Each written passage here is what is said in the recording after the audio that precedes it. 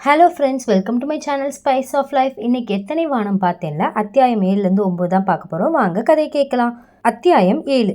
சில நகரங்கள் நம்மை வாசலிலேயே தடுத்து நிறுத்தி நீ யார் என்று கேள்விகள் கேட்கும். ஆனால் சில நகரங்கள் எந்த கேள்வியுமின்றி ஒரு ஈரமான பனிமூட்டமாக வந்து நம்மை நேராக முத்தமிட்டு அரவணைத்து கொள்ளும். அசாமின் கவுகாத்தியிலிருந்து மேகாலயாவின் தலைநகரமான ஷில்லாங்கை நோக்கி சென்று கொண்டிருந்த அந்த அரசு பேருந்தின் ஜன்னல் ஓரத்தில் நான் அமர்ந்திருந்தேன். எனக்கு இப்போது 9 வயது. பேருந்து கரடுமுரடான மலைப்பாதையில் முதல் கியரில் முழங்கிக் கொண்டே வளைந்து வளைந்து ஏறிக்கொண்டே இருந்தது. ஒவ்வொரு கொண்டை ஊசி வளைவிலும் என் வயிறு லேசாக புரண்டது. நான் ஜன்னல் கண்ணாடியை இறுக்கமாக மூடியிருந்தேன். ஆனால் அந்த பழைய பேருந்தின் ஜன்னல் சட்டத்திற்குள் இருந்த ஒரு சிறிய இடைவெளி வழியாக ஒரு வெள்ளை நிற புகை மெல்ல ஊடுருவி உள்ளே வந்தது. அது புகையல்ல, பனி. இல்லை, அது ஒரு மேகம். அந்த மேகத்தின் ஒரு சிறு துண்டு உடைந்த கண்ணாடி இடுக்கின் வழியே நழுவி வந்து என் வலது கன்னத்தை தொட்டது. அது ஒரு விசித்திரமான தொடுதல். மிகவும் குளிர்ந்த, எடையில்லாத, ஆனால் மிக துல்லியமான ஒரு ஈரமுத்தம். நான் திடுக்கிட்டேன். கன்னத்தை தொட்டு பார்த்தேன். என் விரல்களில் மெல்லிய நீர்த்திவலைகள் ஒட்டியிருந்தன. நான் வானத்தில் எப்போதோ மிக உயரத்தில் பார்த்த அந்த மேகம் இப்போது எனக்கு பக்கத்தில் என் இருக்கையில் என் தோளின் மீது அமர்ந்திருந்தது. இதுதான் ஷில்லாங். எந்த முன்னுரிமையின்றி ஒரு மேகத்தின் ஸ்பரிசமாகவே அந்த நகரம் எனக்குள் நுழைந்தது. நான் என் ஆள்காட்டி விரலால் பனி படிந்திருந்த அந்த ஜன்னல் கண்ணாடியில் ஒரு சிறிய வட்டத்தை வரைந்து அதிலிருந்து பனியை துடைத்துவிட்டு வெளியே எட்டி பார்த்தேன். என் கண்கள் ஆச்சரியத்தால் விரிந்தன. லக்னோவின் தட்டையான நிலப்பரப்பில் பழகிய என் கண்களுக்கு இந்த உலகம் முற்றிலும் தலைகீழாக தெரிந்தது. சாலையின் ஒரு புறம் பாதாளம். அந்த பாதாளம் முழுவதும் அடர்த்தியான வெண்ணிற மூடு பனியால் நிரப்பப்பட்டு இருந்தது. மறுபுறம் வானத்தை முட்டி நிற்பதைப் போல ஓங்கி வளர்ந்திருந்த பைன் மரங்கள். அந்த மரங்களின் ஊசி போன்ற இலைகளிலிருந்து பனித்துளிகள் சொட்டிக்கொண்டு இருந்தன. அந்த பச்சை நிற பைன் காடுகளுக்கு நடுவே அங்கங்கே சில மரங்களில் வெளிர் சிவப்பும் வெண்மையும் கலந்து செரி பிளாசம் பூக்கள் கொத்து கொத்தாக பூத்து குலுங்கின. அந்த சாம்பல் நிற பனிமூட்டத்தின் பின்னணியில் அந்த செரி பூக்களின் நிறம் ஒரு மாயாஜால ஓவியத்தைப் போல தெரிந்தது. பேருந்து மலை மீது ஏற ஏற மனிதர்களின் முகங்களும் மாறத் தொடங்கின. வழியில் ஏறிய பயணிகளின் முகங்கள் நான் லக்னோவிலோ அல்லது சென்னையிலோ பார்த்த முகங்கள் அல்ல. தட்டையான கண்ண எலும்புகள், பாதி அளவு மூடியதைப் போல இருக்கும் மிக அமைதியான கண்கள், மாநிறம் அல்லது வெளிர் மஞ்சள் நிறத்திலான சருமம். பெரும்பாலான பெண்களின் உதடுகள் குவாய் பாக்கும் என்றதால் அடர்த்தியான சிவப்பு நிறத்தில் இருந்தன.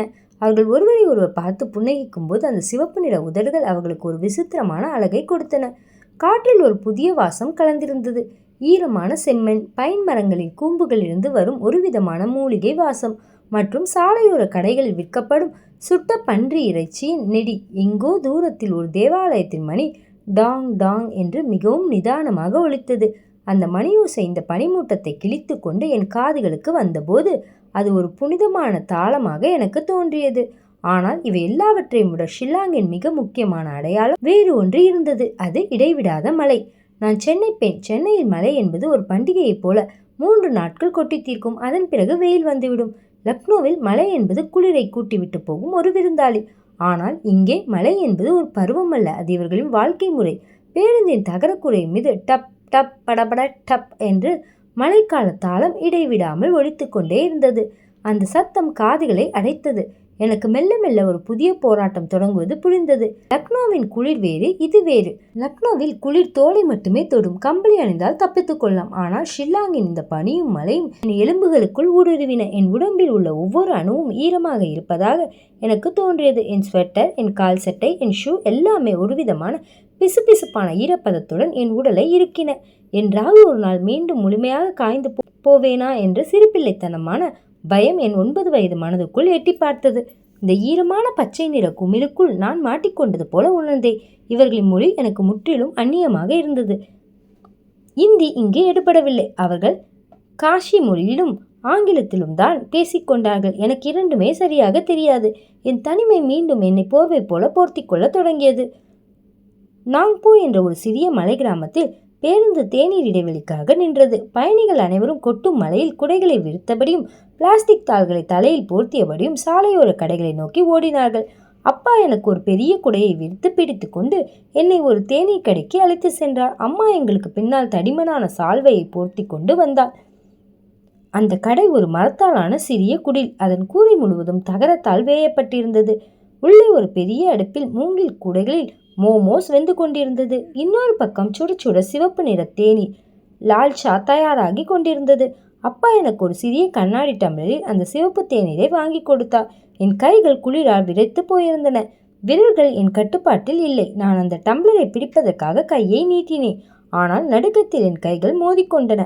சூடான தேநீர் டம்ளர் நழுவி என் ஷூவின் மீது சிந்திவிடுமோ என்ற நிலையில் நான் அதை பற்ற தடுமாறினேன். ஹரிணி, கவனமா பிடி என்று அப்பா பதறினார். அப்போது என் அருகில் ஒரு கை நீண்டு வந்தது. அது என் கைகளை விடவும் மிகவும் கதகதப்பான, சற்று சொரசொரப்பான ஒரு கை.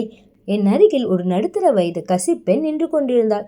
அவள் ஜெயின்சம் எனப்படும் அவர்களின் பாரம்பரிய உடையை அணிந்திருந்தாள். அவளின் முதுகில் ஒரு பெரிய மூங்கில் கூடை இருந்தது. அந்த கூடையின் பட்டை அவளின் நெற்றியில் மாட்டப்பட்டிருந்தது. அந்த பலுவிலும் அவளின் முகத்தில் எந்த சோர்வும் இல்லை. அவள் என் கடுக்கின்ற கைகளுடன் சேர்த்து அந்த சூடான தேநீர் டம்ளரை தன் 2 கைகளாலும் பொத்தி பிடித்து கொண்டாள். அவளின் கைகளில் இருந்து ஒரு அபாரமான சூடு என் குளிர்ந்த விரல்களுக்குள் பாய்ந்தது. அவள் என்னை பார்த்து சிரித்தாள். அவளின் உதடுகள் பாக்குமென்றதால் அடர் சிவப்பு நிறத்தில் இருந்தன. கும்னோ என்று அவள் மிக மென்மையான குரலில் கேட்டாள். எனக்கு அந்த வார்த்தைக்கு அர்த்தம் தெரியாது. லக்னோவாக இருந்தால் ஒரு புதிய முகம் என்னை தொடும்போது நான் பயந்து பின்வாங்கியிருப்பேன். ஆனால் லக்னோ எனக்கு கற்றுக் கொடுத்த பாடம் மனிதர்களின் கண்களை வாசிப்பது இங்கே எனக்கு உதவியது. நான் அவளின் கண்களை பார்த்தேன். அதில் எந்த வஞ்சகமும் இல்லை, கேலியும் இல்லை. தன் குழந்தைக்கு பால் ஊட்டும் ஒரு தாயின் பரிவு மட்டுமே அந்த கண்களில் நிறைந்திருந்தது. அவளின் முகம் எனக்கு அந்நியமாக இருக்கலாம், ஆனால் அவளின் அக்கறை எனக்கு பரிச்சயமானதாக இருந்தது. நான் நல்லா இருக்கேன் என்று நான் தமிழில் முணுமுணுத்தேன். அவளுக்கு அது புரியாது என்று தெரிந்தாலும் என் குரல் அவளுக்கு என் பதிலை உணர்த்தும் என்று எனக்கு தோன்றியது. கடையில் இருந்த இன்னொரு கசிப்பெண் இவளை பார்த்து, ஐ காங், டீ குடிச்சிட்டு போங்க என்று கசி மொழியில் அழைத்தாள். ஏய் கோங் என்றால் அக்கா அல்லது மரியாதைக்குரிய பெண் என்று எனக்கு பின்னால் தான் தெரிந்தது. அந்த பெண் என் டம்ளரை நான் பத்திரமாக பிடித்து கொண்டதை உறுதி செய்து கொண்டு என் தலையை லேசாக வருடிவிட்டு தன் தேநீரை வாங்கச் சென்றாள். நான் சிவப்பு தேநீரை குடித்தேன். அதில் பால் இல்லை, ஆனால் ஒரு லேசான துவர்ப்பும் ஏலக்காயின் சுவையும் இருந்தது. அந்த சூடு என் தொண்டைக்குள் இறங்கிய போது எனக்கு ஒன்று புரிந்தது. இந்த மலையில் சூடு என்பது வெறும் நெருப்பில் இல்லை, அது ஒருவருக்கொருவர் பகிர்ந்து கொள்ளும் ஸ்பரிசத்தில் இருக்கிறது. இந்த ஈரமான உலகத்தில் கதகதப்பை கண்டுபிடிக்க மனிதர்களின் கைகள் ஒன்றோடொன்று சேர்த்து கொள்ள வேண்டும். பேருந்து மீண்டும் புறப்பட்டது. மலை உச்சியை நெருங்கிக் கொண்டு இருந்தோம். அப்பா தன் சட்டை பையிலிருந்து அந்த கருப்பு நிற நோட் புக்கை எடுத்தார். அவர் கண்கள் மலையையும் பனியையும் பார்த்து மிகவும் உற்சாகமாக மின்னிக் கொண்டிருந்தன. ஹரிணி, இங்க பாரு என்று அவர் ஜன்னலுக்கு வெளியே சுட்டி காட்டினார். நாம் மேகங்களுக்கு மேல வந்துட்டோம். மேகாலயா அப்படின்னா மேகங்களின் இருப்பிடம்னு அர்த்தம். இந்த ஊர்ல மேகங்களும் வானத்துல வாழாது. நம்ம கூடவே நம்ம தெருக்கல்ல நம்ம மரங்கள்ல வாழுமா. நீ ஒரு மேகத்துக்குள்ள பயணம் செஞ்சுக்கிட்டு இருக்க. அவர் தன் பேனாவை திறந்து அந்த நோட் புக்கில் ஏதோ எழுத தொடங்கினார். அவர் என்ன எழுதுகிறார் என்று எனக்கு தெரியும். ஹரிணி முதன்முறையாக மேகத்தை தொட்டாள் என்று அவர் நிச்சயமாக எழுதியிருப்பார். அவர் தன் மகளின் உலகங்களை மிக நேர்த்தியாக சேகரித்து கொண்டிருந்தார். அதே நேரத்தில் அம்மா தன் கைப்பையிலிருந்து ஒரு உலர்ந்த டவலை எடுத்தார். என் தலையில் இருந்த மங்கிக்குள்ளாவை கலற்றிவிட்டு என் தலைமுடியில் படிந்திருந்த பனித்துளர்களை மிக மென்மையாக துடைத்து விட்டாள். அவள் ஒரு வார்த்தை கூட பேசவில்லை. இந்த ஊரின் ஈரம் என் உடலை கெடுத்துவிடக் கூடாதே என்ற பதபதைப்பு அவளின் அந்த சிறிய செயலில் அடங்கியிருந்தது. அப்பாவின் உற்சாகம் எனக்கு வானத்தை காட்டியது என்றால் அம்மாவின் இந்த மௌனமான ஸ்பரிசம் என்னை பூமியில் பத்திரமாக நிலைநிறுத்தியது. மாலை 4 மணி. நாங்கள் ஷில்லாங் நகரத்தின் மையப்பகுதியான போலீஸ் பஜாரை அடைந்தோம். பஸ்ஸில் இருந்து கீழே இறங்கினோம். ஷில்லாங் நகரம் முழுவதுமாக ஒரு வெள்ளை நிற போர்வைக்குள் மூழ்கியிருந்தது. கடைகளின் நியான் விளக்குகள் பனிமூட்டத்தின் வழியே மங்கலான சிவப்பு மற்றும் நீல நிற வட்டங்களாக தெரிந்தன. எங்கிருந்த ஒரு சிறிய மர வீட்டின் வராண்டாவில் இருந்து யாரோ ஒருவர் அக்வாஸ்டிக் கிட்டார் வாசிக்கும் சத்தம் கேட்டது. அந்த நரம்புகளின் அதிர்வு மலையின் சத்தத்தோடு இணைந்து ஒரு லேசான சோகமும் இனிமையும் கலந்த இசையாக உருமாறியது. எல்லாவற்றையும் ஒரு கணம் அமைதியாக உள்வாங்கிக் கொண்டு நான் தலையை சற்றே உயர்த்தி மேலே வானத்தை பார்த்தேன். நான் வானத்தை தேடினேன், ஆனால் வானம் அங்கே இல்லை. சென்னையின் நீலவானமோ லக்னோவின் பழைய ரோஜா வானமோ அங்கு இல்லை. பைன் மரங்களின் உச்சிகளை உரசிக்கொண்டு கட்டடங்களின் தகரக்கூரைகளை தழுவிக்கொண்டு ஒரு பிரம்மாண்டமான வெள்ளை நிற பஞ்சு மெத்தை போல மேகங்கள் ஒட்டுமொத்த நகரத்தையும் மூடியிருந்தன. எனக்கு ஒரு பெரிய உண்மை புரிந்தது. ஷில்லாங்கில் வானம் என்பது நமக்கு மேலே எட்ட முடியாத உயரத்தில் இருக்கும் ஒரு தொலைதூர கூரை அல்ல. இங்கு வானம் தன் கம்பீரத்தை விட்டுவிட்டு இறங்கி வந்து மனிதர்களோடு வாழ்கிறது. இங்குள்ள மேகங்கள் தான் வானம். அது தொட்டுவிடும் தூரத்தில், கைகளை நீட்டினால் அணைத்து கொள்ளும் தூரத்தில், நம் மூச்சுக்காற்றில் கலக்கும் தூரத்தில் நின்றது. முதல் முறையாக நான் வானத்தை கீழே பார்த்தேன். மேகங்களுக்கு கீழே நிற்கும் வானம் அதை எனக்கு சொல்வது போல இருந்தது. எல்லா வானங்களும் உனக்கு மேலே தள்ளி நிற்காது ஹரிணி. சில வானங்கள் உன்னை அரவணைக்க உன் உயரத்திற்கு இறங்கி வரும். இந்த ஈரமான உலகத்தில் நீ தனியாக இல்லை. மழை என் முகத்தில் லேசாக சாரலாக அடித்தது. நான் அந்த ஈரம் படிந்த கசிப்பெண்ணின் புன்னகையையும் கிட்டாரின் இசையையும் என் மனதுக்குள் இருத்தி கொண்டு மேகங்கள் நடமாடும் அந்த சாலையின் முன் என் முதல் காலடியை எடுத்து வைத்தேன். ஷில்லாங் எனக்கு அமைதியின் பாடத்தை கற்பிக்க தயாராகி கொண்டிருந்தது. அத்தியாயம் 8. ஓடும் நதியின் வேகம் மட்டுமே அழகு அல்ல, தேங்கி நிற்கும் குகையின் அமைதிக்கும் ஒரு ஆழம் உண்டு. ஷில்லாங்கின் மலை ஒரு வானிலை அல்ல, அது அந்த நகரத்தின் சுவாசம். அங்கு மழை பெய்வதில்லை, அது தங்கி இருக்கிறது. லக்னோவிலிருந்து இங்கு வந்து 1 வருடம் ஓடிவிட்டிருந்தது. எனக்கு இப்போது 10 வயது. என் உடலுக்கு ஷில்லாங்கின் குளிர் பழகியிருந்தது. படுக்கைக்கு செல்லும் முன் ரப்பரால் ஆன ஹாட் வாட்டர் பாட்டிலில் சுடுநீர் நிரப்பி போர்வைகளுக்குள் வைக்கும் வித்தை எனக்கு அத்துப்படியாகிவிட்டது. ஆனால் என் மனதிற்கு மட்டும் ஷில்லாங்கின் ஒரு குறிப்பிட்ட குணம் இன்னும் பிடிபடவே இல்லை. அதுதான் இந்த நகரத்தின் வேகமின்மை. நான் சென்னையின் பெண். சென்னையில் எல்லாம் வேகம். யார் பேருந்தில் முதலில் ஏறுகிறார், யார் வகுப்பில் முதலில் கணக்கை போட்டு முடிக்கிறார் என்பதில் ஒரு கண்ணுக்கு தெரியாத பந்தயம் ஓடிக்கொண்டே இருக்கும். அந்த வேகம் என் இரத்தத்தில் ஊறியிருந்தது. ஆனால் ஷில்லாங்கில் நேரம் என்பது கடிகார முட்களால் அளக்கப்படுவதில்லை, அது மழையின் துளிகளால் அளக்கப்பட்டது. இங்கு யாரும் எதற்கும் அவசரப்படவில்லை. மழை பெய்தால் எங்குமே ஓடி ஒழியாமல் மூங்கில் மற்றும் பனை ஓலைகளால் ஆன கினப் எனப்படும் பாரம்பரிய குடையை தலையில் மாட்டிக்கொண்டு மலையோடு மலையாக மிக நிதானமாக நடந்து சென்றார்கள். அந்த நிதானம் எனக்குள் ஒரு பெரிய எரிச்சலை உண்டாக்கி கொண்டே இருந்தது. பள்ளிக்கூடத்தில் என் வகுப்பாசிரியை பாடம் நடத்தும் போது ஒவ்வொரு வார்த்தைக்கும் இடையில் நீண்ட இடைவெளி விடுவார். எனக்கு பொறுமை இருக்காது. என் கையில் இருக்கும் பென்சிலை டெஸ்கின் மீது டக் டக் என்று தட்டிக்கொண்டே இருப்பேன். சீக்கிரம் சொல்லுங்க மிஸ் என்று என் மனம் கத்தும். தெருவில் நடக்கும்போது எனக்கு முன்னால் செல்லும் கசிப்பெண்கள் தங்கள் முதுகில் மூங்கில் கூடைகளை சுமந்து கொண்டு அடியெடுத்து வைக்கவே பல நொடிகள் எடுத்துக்கொள்வார்கள். அவர்களை முந்திக் கொண்டு செல்லவும் முடியாமல் அவர்கள் பின்னாலேயே ஊர்ந்து செல்வது எனக்கு சிறை தண்டனை போல் இருக்கும். இந்த முரண்பாடு ஒரு மழைக்கால மாலையில் ஒரு பெரிய மோதலாக வெடித்தது. அன்று சனிக்கிழமை. அப்பா என்னை ஒரு பேக்கரியின் முன்பு நிறுத்திவிட்டு ஒரு பிரெட் பாக்கெட் மட்டும் வாங்கி கொள்ள சொல்லிவிட்டு சென்றார். அங்கே ஒரு நீண்ட வரிசை நின்று கொண்டிருந்தது. பேக்கரியை நடத்தி கொண்டிருந்த முதியவர் மிகவும் நிதானமாக ஒவ்வொரு ரொட்டியையும் எடுத்து ஒரு பழைய செய்தித்தாளில் வைத்து அதை ஒரு கயிற்றால் கட்டி கொடுத்து கொண்டிருந்தார். ஒவ்வொரு வாடிக்கையாளரும் அவர் குறைந்தது 2 நிமிடங்களாவது கசி மொழியில் ஏதோ சிரித்து பேசிக் கொண்டிருந்தார். என் பொறுமை காற்றில் பறக்க தொடங்கியது. இவருக்கு பைத்தியமா? இவ்வளவு பேர் காத்துக்கிட்டு இருக்கோம், இப்படி ஊர்க்கதை பேசிக்கிட்டு எவ்வளவு மெதுவா வேலையை பார்க்கிறார் என்று எனக்குள் கோபம் பொங்கியது. நான் சத்தமாக கத்தி என் பிரெட்டை முதலில் வாங்கி கொண்டு இந்த வரிசையை முறியடிக்க வேண்டும் என்று என் மனம் உத்தரவிட்டது. சரியாக அந்த நொடியில் என் அருகில் இருந்த ஒரு மெல்லிய குரல் என்னை தடுத்தது. நீ ஏன் இப்படி ஒரு தவளை மாதிரி துள்ளிக்கிட்டே இருக்க? நான் திரும்பி பார்த்தேன். எனக்கு வலதுபுறம் அந்த சிறிய கடையின் கூரைக்கு கீழே மழையில் நனையாமல் ஒதுங்கி நின்று கொண்டிருந்தாள் இபா. அவளும் ஒரு சிறிய ஜெயின் செம் அணிந்திருந்தாள். நான் துள்ளல, எனக்கு வீட்டுக்கு போக லேட் ஆகுது, அவர் எவ்வளவு ஸ்லோவா பிரெட் தரா இருப்பாரு என்று நான் அழுத்து கொண்டேன். இபா மீண்டும் சிரித்தாள். மழை பெய்யுது, வீட்டுக்கு போனா அங்கேயும் மழை தான், இங்கே நின்னாலும் மழை தான், அப்புறம் ஏன் ஓடணும்? மழையில யாரும் ஓடி ஜெயிக்க முடியாது ஹரிணி. மழையோட சேர்ந்து நடந்தாதான் நாம மலை உச்சிக்கு போக முடியும். வேகமா ஓடினா மூச்சு திணறி கீழே விழ வேண்டியதான். மெதுவாக நடக்கிறது பலவீனம் கிடையாது. இந்த மரங்களை பாரு, அது வளர ரொம்ப வருஷமாகும், ஆனால் எவ்வளவு ஸ்ட்ராங்காக இருக்குது. நாங்களும் அப்படிதான். அவள் தன் கையில் வைத்திருந்த ஒரு சிறிய காகித பொட்டலத்தை திறந்தாள். அதில் கொஞ்சம் புக்லைன் இனிப்பு இருந்தது. அதை எடுத்து என் கையில் கொடுத்தாள். சாப்பிடு, மெதுவாக சாப்பிடு, மலையோட சத்தத்தை கேட்டுக்கிட்டே சாப்பிடு, அப்போதான் இதோட டேஸ்ட் தெரியும் என்றாள். நான் அந்த இனிப்பை வாயில் போட்டேன். இபா சொன்னது போலவே அதை கடிக்காமல் மெதுவாக கரைய விட்டேன். வெள்ளத்தின் இனிப்பும் அரிசி மாவின் நறுமணமும் என் தொண்டைக்குள் மெல்ல மெல்ல இறங்கிய போது என் மனதுக்குள் அதுவரை இருந்த அந்த பதற்றம், அந்த எரிச்சல், அந்த அவசரம் எல்லாமே மாயமாக மறைந்து போனது. நான் இபாவின் கண்களை பார்த்தேன். அந்த கண்ணில் ஒரு மலைக்குரிய அமைதி இருந்தது. அன்றிரவு வீட்டில் ஒரு புதிய சிக்கல் காத்திருந்தது. மின்வெட்டு. மாலை 6 மணிக்கு ஒட்டுமொத்த நகரமும் இருளில் மூழ்கிவிட்டது. சமையலறையிலிருந்து அம்மா வெளியே வந்தாள். அவள் கைகளில் இஞ்சி தட்டி போட்ட சுடுநீர் இருந்தது. அவள் வந்து என் அருகில் சோஃபாவில் அமர்ந்தாள். அம்மா, எனக்கு போர் அடிக்குது, செய்ததுக்கு ஒன்றுமே இல்லை என்றேன் நான். அம்மா என் தோளோடு சாய்ந்து கொண்டாள். எல்லா நேரமும் ஏதாவது செஞ்சுக்கிட்டே இருக்கணும்னு எந்த அவசியமும் இல்லை அரிணி. சில நேரங்களில் எல்லாம் நிற்கிறது நல்லது தான். நம்மளை சுற்றி இருக்கிற வெளிச்சம் சத்தம் இல்லாமல் குறையும் போது தான் நமக்குள்ளே இருக்கிற சத்தம் நமக்கு கேட்கும். இந்த இருட்டையும் இந்த மழையையும் கவனி. இந்த நிசப்தம் கூட ஏதோ பேசுது, கேளு என்றாள். அவள் அந்த இருட்டோடும் அந்த அமைதியோடும் ஒரு ஆழமான சமரசத்தை செய்து கொண்டிருந்தாள். அவளின் அந்த நிசப்தம் எனக்கு ஒரு பெரிய பாடமாக அமைந்தது. இவா எனக்கு சந்தையில் கற்றுக் கொடுத்த அந்த அமைதியை அம்மா என் வீட்டுக்குள் முழுமையாக்கினாள். நான் அந்த நிசப்தத்தோடு இந்த இருட்டோடு முதல் முறையாக மிகவும் சௌகரியமாக உணர்ந்தேன். விடைபெறும் நாள் வந்தது. எனக்கு இப்போது 11 வயது முடிந்து விட்டது. அப்பாவுக்கும் இடமாறுதல் உத்தரவு வந்துவிட்டது. வழக்கமாக ஒரு ஊரை விட்டு புறப்படும் போது நான் அழுவேன். ஆனால் இன்று என் கண்கள் வறண்டிருந்தன. ஷில்லாங் எனக்கு சத்தமில்லாமல் இருக்க கற்றுக் கொடுத்திருந்தது. அப்பா தன் ஜாக்கெட்டை அணிந்து கொண்டு வராண்டாவில் நின்றாள். பாத்தியா ஹரிணி, இன்னைக்கு மழை கொஞ்சம் கம்மியாக தான் பெய்யுது. ஒருவேளை நம்ம போகிறோம்னு இந்த ஊருக்கு புரிஞ்சிடுச்சோ என்னவோ என்றாள். நான் அவரை பார்த்து புன்னகைத்தேன். அமைதியாக இருக்கிறதுக்கு வார்த்தைகள் தெரியாமல் இருக்கணும்னு அவசியம் இல்லைப்பா. வார்த்தைகள் தேவையில்லைன்னு புரியும் போது வர அமைதி ரொம்ப பெருசு. ஷில்லாங் எனக்கு சத்தமில்லாமல் இருக்க கற்றுக் கொடுத்துருக்கு என்றேன். அப்பா ஆச்சரியத்துடன் என்னை பார்த்து தன் கருப்பு நிற நோட்புக்கில் ஏதோ எழுதினான்.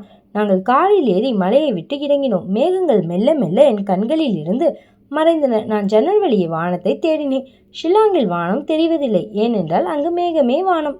எது வெளிப்படையாக தெரிகிறதோ அது மட்டுமே அழகு என்ற மாயையே என்னை விட்டு முழுமையாக விலகியது. சில வானங்கள் தெரியாமலே இருக்கும், அதுவே அதன் அழகு என்ற வரிகள் என் இதயத்தின் ஆழத்தில் பதிந்தன. நான் அந்த தெரியாத வானத்தை பார்த்து ஒரு மெல்லிய புன்னகையை சிந்தினேன். என் பாக்கெட்டில் இருந்த இபா கொடுத்த அந்த பைன் கூம்பை வருடினேன். ஷில்லாங் எனக்கு அமைதியின் பாடத்தை கற்பித்து முடித்திருந்தது. இனி என் பயணம் பூனேவை நோக்கி. அத்தியாயம் 9. காலம் என்பது எல்லோருக்கும் பொதுவாக நடக்கும் ஒரு கடிகாரம் அல்ல. சில நேரங்களில் அது சைக்கிள் பெடல்களைப் போல மூச்சு திணற சுழன்று கொண்டே இருக்கும். ஒரு பழைய ஹீரோ ஹோண்டா ஸ்பிளெண்டர் பைக்கை முந்திக்கொண்டு ஒரு சைக்கிள் மின்னல் வேகத்தில் எங்கள் ஆட்டோவை கடந்து சென்றது. அந்த சைக்கிளை மிதித்து கொண்டிருந்தான் ஒரு கல்லூரி மாணவன். அவனது வலது கையில் தடிமனான ஒரு புத்தகம், இடது கையில் சைக்கிளின் ஹேண்டில் பார். கழுத்தில் கருப்பு நிற ஹெட்போன் தொங்கிக் கொண்டிருக்க வாயில் பாதியளவு கடிக்கப்பட்ட ஒரு சுட சுட வாடாப்பாவ். அவன் பெடலை மிதிக்கும் வேகத்தில் அவனது கட்டம் போட்ட சட்டை காற்றில் படபடக்க எங்கள் ஆட்டோக்காரரை பார்த்து, அரே பாஜுலா வாஹா, ஏய் ஒதுங்கிப்போ என்று சத்தமாக கத்திவிட்டு அவன் பறந்தான். அவன் அந்த வடாப்பாவை எப்படி மென்று விழுங்குகிறான், அந்த புத்தகத்தை எப்படி விழாமல் பிடித்துக் கொள்கிறான் என்று நான் கணக்கிடுவதற்குள் அவன் மறைந்திருந்தான். அவன் பின்னாலேயே பூனே நகரமும் அதே அசுர வேகத்தில் சுழன்று கொண்டிருந்தது. அது ஃபெர்குசான் கல்லூரி சாலை. பூனேக்கு வந்து இறங்கிய முதல் நாள் காலை அது. ஷில்லாங்கில் அந்த அமைதியான மேகங்கள் உறங்கும் உலகத்திலிருந்து நேராக ஒரு சுழன்றடிக்கும் சூறாவளிக்குள் வந்து விழுந்தது போல உணர்ந்தேன். இந்த நகரம் யாருக்காகவும் காத்திருக்க தயாராக இல்லை. ஒரு நொடி தாமதித்தால் அது உங்களை தள்ளிவிட்டு முன்னேறி சென்றுவிடும் என்பது அந்த சாலையின் ஒவ்வொரு அசைவிலும் தெரிந்தது. தெருக்களில் இளைஞர்களின் கூட்டமே அதிகமாக இருந்தது. பூனே மாணவர்களின் நகரம், கல்வியின் நகரம். இங்கு முதுமையை காட்டிலும் இளமையின் ஆற்றலே காற்றெங்கும் வியாபித்திருந்தது. அந்த சாலையில் நடந்து கொண்டிருந்த மாணவ மாணவிகள் யாருமே அமைதியாக இல்லை. எல்லோரும் கைகளை வீசி முகபாவனைகளை மாற்றி மிகவும் சத்தமாக எதையோ விவாதித்து கொண்டிருந்தார்கள். அவர்கள் பேச்சில் மராத்தி மொழியின் அந்த அழுத்தமான கம்பீரமான உச்சரிப்பு தெரிந்தது. காற்றில் மிதந்து வந்த வாசனையும் லக்னோவை போல மென்மையாகவோ ஷில்லாங்கை போல மந்தமாகவோ இல்லை. அது மிகவும் மூர்க்கமாக இருந்தது. வடாப்பாவ் சுடப்படும் கடைகளில் இருந்து வெடிக்கும் பூண்டு மற்றும் மிளகாய் சட்னியின் தேச்சா காட்டமான நெடி நாசியை துளைத்தது. அத்தோடு மிசல் பாவ் கொதிக்கும் அந்த எண்ணெய் பலகார வாசனையும் கருப்பு தேநீர் கசப்பான வாசனையும் கலந்து அந்த நகரத்தின் வேகத்திற்கு ஒரு சுவையை சேர்த்தன. நான் ஆட்டோவின் இருக்கை இறுக்கமாக பிடித்து கொண்டேன். ஷில்லாங்கில் 2 வருடங்களாக நான் பழகி போன அந்த நிதானம் இங்கு செல்லுபடியாகாது என்று எனக்கு புரிந்தது. இங்கு எல்லோருக்கும் ஒரு கருத்து இருக்கிறது, அதை உடனடியாக உறக்க சொல்லியே தீர வேண்டும் என்ற ஒரு கட்டாயம் இருப்பதைப் போல அவர்கள் இயங்கிக் கொண்டிருந்தார்கள். எங்களுக்கு ஒதுக்கப்பட்டிருந்த அரசு குடியிருப்பு சிவாஜி நகர் பகுதியில் இருந்தது. 1 வாரம் கழித்து எனக்கு பள்ளிக்கூடம் திறந்தது.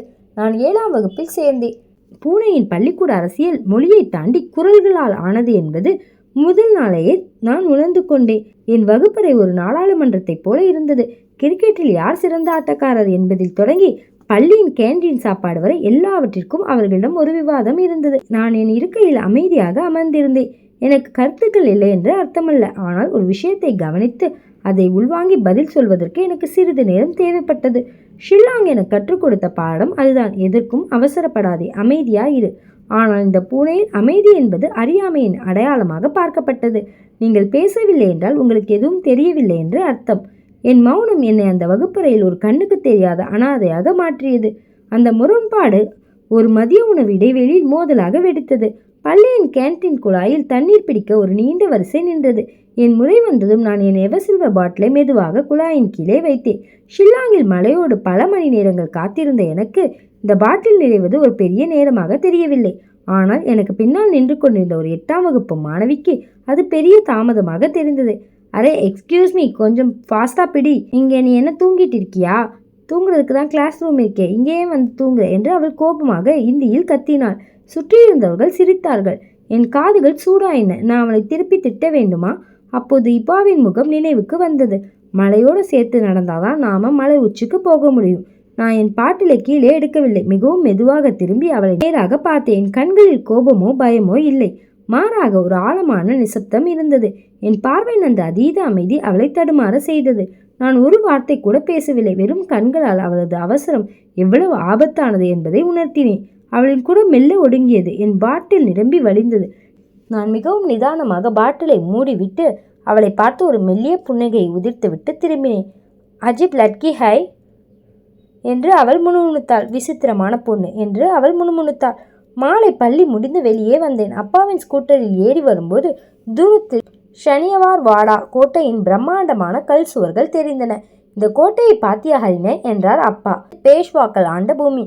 எந்த ஒரு விஷயத்தையும் விவாதிக்காம கேள்வி கேட்காம அவங்க ஏற்றுக்கிட்டதே கிடையாது. இந்த மண்ணுக்குள்ளேயே அந்த விவாத குணம் இருக்கு. நீ ஷில்லாங்கில் கற்றுக்கிட்ட அமைதி அழகானது. ஆனால் அந்த அமைதியை நீ எப்போ உடைக்கணுமோ அப்போ உடைக்க தயங்கக்கூடாது. உனக்கான குரலை நீ இந்த கத்திர கூட்டத்துக்கு நடுவில் கண்டுபிடிக்கணும். அவர் வார்த்தைகளின் நெஞ்சில் ஒரு விதையை விதைத்தன. நான் பூனையின் வேகத்தோடு சண்டையிடக்கூடாது. அதை உள்வாங்கி எனக்கான ஒரு புதிய குரலை உருவாக்கி கொள்ள வேண்டும் என்பது புரிய தொடங்கியது. நான் மேலே வானத்தை பார்த்தேன். டெக்கான் பீட பூமியின் வானம். ஷில்லாங்கின் அந்த ஒளிந்து கொள்ளும் மேகங்கள் இங்கே இல்லை.